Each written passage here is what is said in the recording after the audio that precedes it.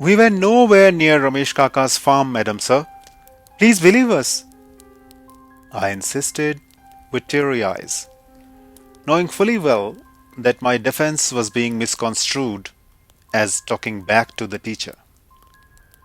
Madam Sir's whipping cane, made of flexible sub-Himalayan Bhimal trees branch, the choicest material for self-made canes in Kumaon, lashed with a whoosh sound, and its imprints on my derriere confirmed my hypothesis.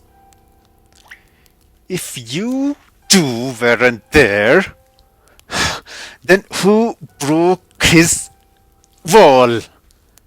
Madam Sir yelled, panting heavily, which was bad news for us. Because with our increased rate of breathing, the frequency of the cane on our backsides was matching up proportionately. The whole village knows your exploits, my dear Ranga and Billa, she added sarcastically. Stealing eggs from farms, spilling milk at the dairy, and now breaking doors and walls to snatch that poor farmer's birds? My supposed co conspirator, given his boyhood defying physique, was sauntering through the corporal punishment as if saying, Is that all you have got? But I, on the other hand, was worried if I will ever be able to sit again. For Madam Sir was the epitome of a strange kind of equality in that day and age. That is, all male teachers combined of that small middle school did not scare me as much as Madam Sir. And I believe that barring my literally thick skinned, tree sized companion, pretty much everyone was afraid of her. The latest allegation against me and Digambar, aka Diggu, was that we had broken into the poultry farm of Ramesh Kaka, the village's primary source of protein, and broken his old, dilapidated boundary wall in the process. That was not the worst part, however. Since the day of this alleged break in, the large, shiny, black and white colored royal rooster of his farm was missing. This was the bigger problem, I feel. For this rooster was not just the pride of the farm, but of our whole village, and consequently the envy of the neighboring ones. No one was accusing us directly, because the annual animal fair was round the corner, and no one wanted to let the competition know that our best player was missing, or had been kidnapped, or worse. As was the trend, Diggu and I were asked to go home and bring our respective elders, which suited us just fine because we had absolutely no plans to bring anyone. Our plan was to simply compartmentalize our school and home lives by not attending school altogether until things blew over, while leaving home every day on the pretext of going to school. Normally, we would have used this time to roam around the pine tree forest adjoining our village. But this time, we too wanted to look for the rooster. After all, we may have had our occasional unfair share of stolen eggs from the farm, but stealing the village's prized possession was a bit of a stretch even for us. Bro, looks like the fallen wall made the radio news too, Digu said as we entered the forest. And since when do you listen to the radio, Digu? I inquired, knowing fully well that my companion's passions lay in eating and sleeping. Well, I don't, he said. But I heard my grandfather talk to father last night. He has this big old radio from his military days. Grandpa was saying that the wall had fallen in the city they had stormed in the Great War, or something like that. I don't think the radio was talking about Ramesh Kaka's wall, Diggu. He didn't build a wall after or during any war. Although, if we can't find his rooster, the whole village may wage one against us, all right. So, how do you want to go about this? I asked him. When I didn't hear Diggu after repeating my question, I turned around and saw him facing two perfectly parallel pine trees. Diggu, you have to go now! I nearly yelled. What?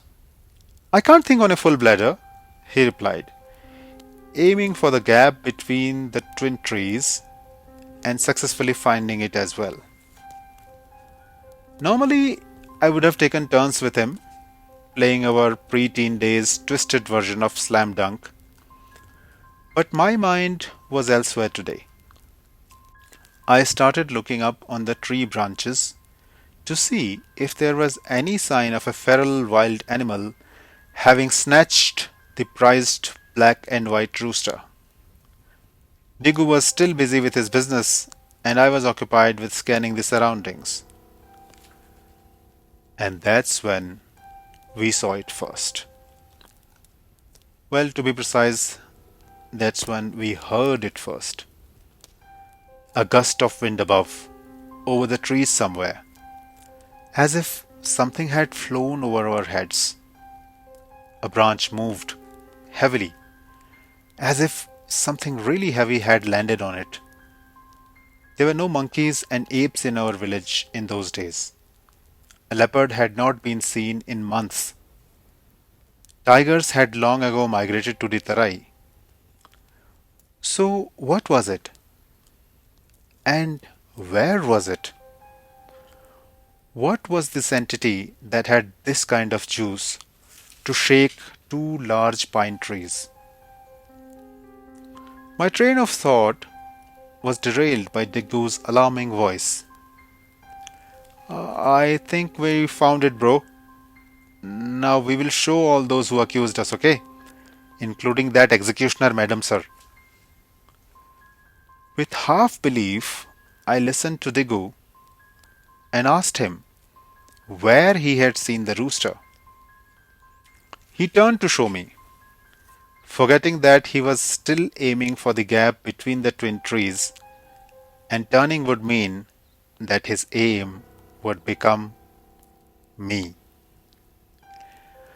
The next few moments were chaotic, to put it euphemistically.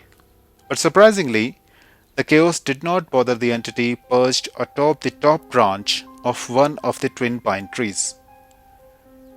Hidden by lower branches and leaves, we could see that whatever it was large enough to be the rooster, and was sort of black and whitish as well. But from where we were standing, we were unable to see its head. We decided to climb uphill and see it from a higher vantage point. After walking uphill for a few minutes, we were able to locate it again. It had not moved. It was just sitting there on the thickest top branch, completely still, hunched over like an old man in a grey wool blanket. From far away, it looked just like a giant bird from the farm, because its body was covered in these messy, pale yellowish white feathers, mixed with dark streaks that looked black from below. It even had a hint of a messy, fluffy white down around its neck, exactly like the hackles on an angry rooster when it's about to fight. But then we looked closer, and our stomachs, well, mine at least, did a little flip. No rooster has a neck that long and bald, or a beak like that. It was this huge, hooked, yellowish grey knife face just staring down into the valley. Its head looked totally bald and tiny compared to its massive, heavy body. And its feet, heavens, it was gripping the bark with these thick, scaly, whitish grey legs and massive toes. For a second, when the wind blew and it shook its feathers out, I thought maybe it was just a really, really big fat eagle that had eaten too much, or maybe one of those giant forest owls, because it looked so sleepy and heavy. But it was way too massive for an eagle. It just sat there, like the king of the big birds, waiting for something to die. I had not seen a big bird that massive before. Moreover, I was far from familiar with the differences in big birds back then. For me, all big birds were E for eagle, except the mythical Ukab birds perhaps, about whom I had read in a Sindbad comic book, which described, pretty vividly, how Sindbad had tricked one such giant bird into lifting him and flying his way out of a death valley. Well, my book memories aside, Diggu was a bit unconvinced.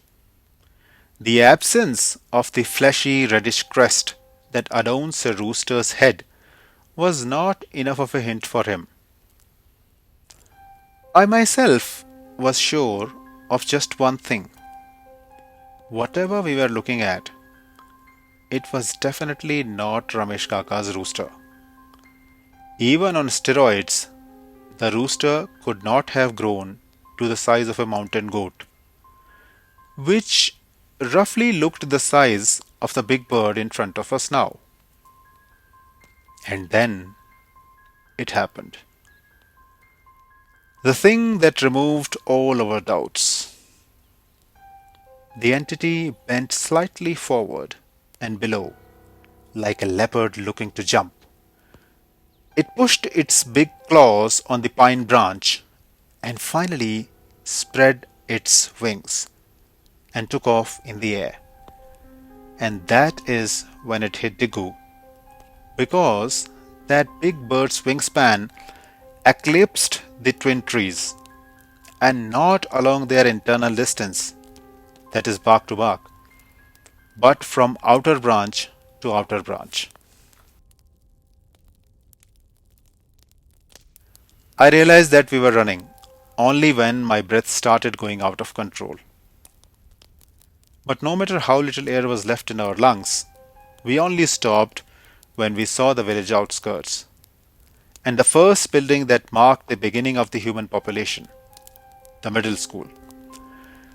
As we approached the school building, a foul smell further disturbed my already overloaded respiratory system. But I did not stop. While Diggu ran towards the village, I simply had no air left in my lungs to run any farther. So while normally I would have been disappointed seeing the school building and the horror that came with it, that is, Madam Sir's Bimal cane, that day I could not have been more relieved. When Madam Sir saw me running towards the school and out of breath, the cane gave way to calm. She sat me down and asked why I had been running. Between heavy breathing and heavier words, I described whatever I had seen. After she had heard me completely, she said in a reassuring voice, "Don't worry about the rooster. It's been brought back from the other village, after some convincing by us and the fear that abduction of animals will disqualify the whole village from the animal fair." Then she asked me to stand up. I complied, knowing fully well what would come next. But surprisingly, she settled the cane on the desk and took me towards the back of the building. The foul smell grew stronger and stronger. When we had reached the rear entrance of the compound, overlooking a cliff, and the smell was almost unbearable, she lifted her hand and pointed at the ravine below the cliff. The big bird I had initially mistaken for Ramesh Kaka's rooster and had run away from had landed there. But there was one more like it, and another, and another. A whole wake of them was feeding upon a carcass, probably of cattle that had slipped from the cliff into the ravine. For the first time in my short life, I was more curious and less afraid of both Madam Sir and the big bird. When we had come back inside the class, she opened a few pages of the thick old bilingual dictionary and showed something to me. And that's where I learned the terms wake, committee, kettle of vultures. Harmless, gentle giants, she called them, adding, they feed on the dead, quite useful to the ecosystem. Necessary, even, wouldn't you say? I guess that line stayed with me. Harmless, gentle giants, necessary, even. Many, many years later, when I started capturing big birds using a bigger telephoto lens, I still reserved a soft spot for the king of the sky. Coming back to the day when I had spotted a bird that ignited a spark in me towards big birds, I was not spared the cane treatment, of course. But I was spared a book in due course, which had a few pages on big birds and the differences among them. In those days of no internet, no phones of any kind in the village, and no electricity even, that was the only source of understanding big birds. However, even they did not contain the term, which I learnt much later to describe the real name of Ramesh Kaka's rooster, my spark bird, the Himalayan griffon.